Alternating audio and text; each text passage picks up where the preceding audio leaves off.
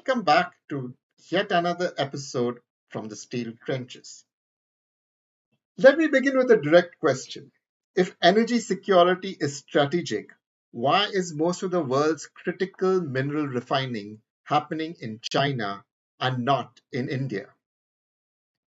We speak confidently about lithium discoveries, we discuss rare earths reserves, we talk about strategic autonomy, but in commodities, ownership of ore does not equal control. Refining equals control. Today, China refines roughly 60 to 70% of global lithium chemicals, nearly 70% of cobalt, around 90% of rare earth separation, and a dominant share of battery grade midstream materials. These are not marginal advantages, they are structural dominance because refining is where raw material becomes strategic material. Whoever controls refining controls the choke point. Let's be clear. Lithium may be mined in Australia, cobalt in Congo, rare earths across multiple continents. Yet the material travels overwhelmingly to China for processing. Why is that? Because China built refining capacity deliberately, patiently, and at scale, not pilot plants, not demonstration facilities, but industrial clusters, massive solvent extraction systems, integrated smelters, chemical processing ecosystems tied to logistics and offtake contracts. China understood something fundamental. Mining is geology, refining is strategy. Now let me turn inwards. India has talent. India has research depth. India has policy intensive. So what is missing? It is execution at scale. Scaling from laboratory success to commercial refining is not a scientific problem. It is an engineering discipline. Rare earth separation, for example, is chemically complex. The elements behave almost identically. Separation requires multi stage solvent extraction. Purity must exceed 99.9%. Even minor contamination can destroy commercial acceptance. Energy consumption is high. Waste management is demanding.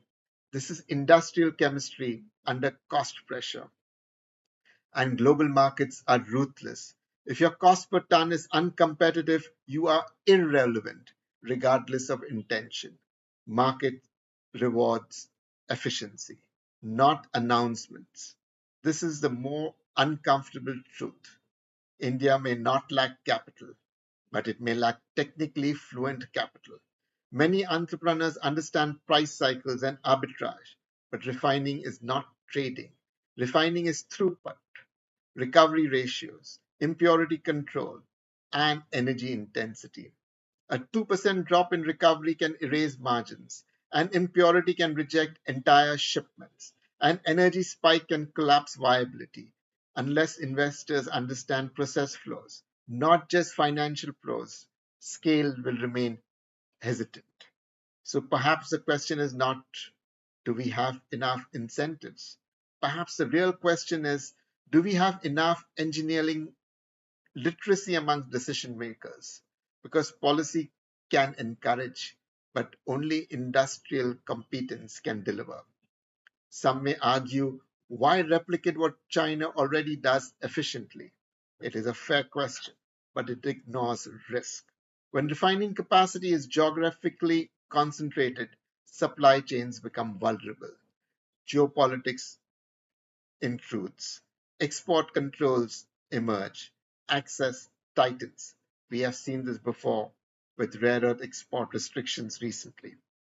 Energy transition technologies in the form of electric vehicles, batteries, renewables depend on these processed materials. Mining without refining is incomplete sovereignty. Dependence shifts upstream. It does not disappear. China's dominance was not accidental. It invested for decades. It built scale first, optimized later. Scale created learning. Learning reduced cost.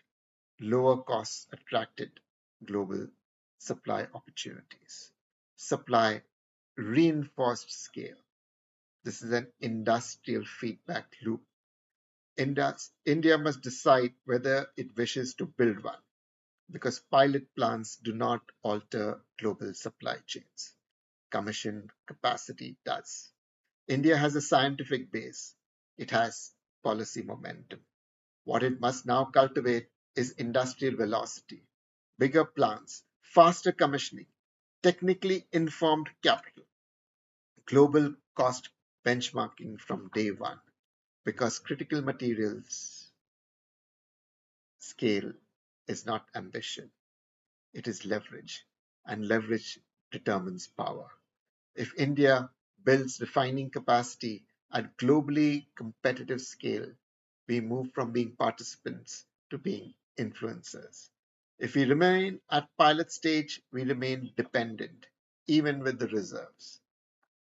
In commodities, sovereignty is not declared, it is engineered. In metals, power does not lie in what you discover, it lies with what you refine. This is Daanish Ellias signing off from the steel trenches. Your viewership is important. Do subscribe and do come back for the next episode next week. Thank you. Stay safe.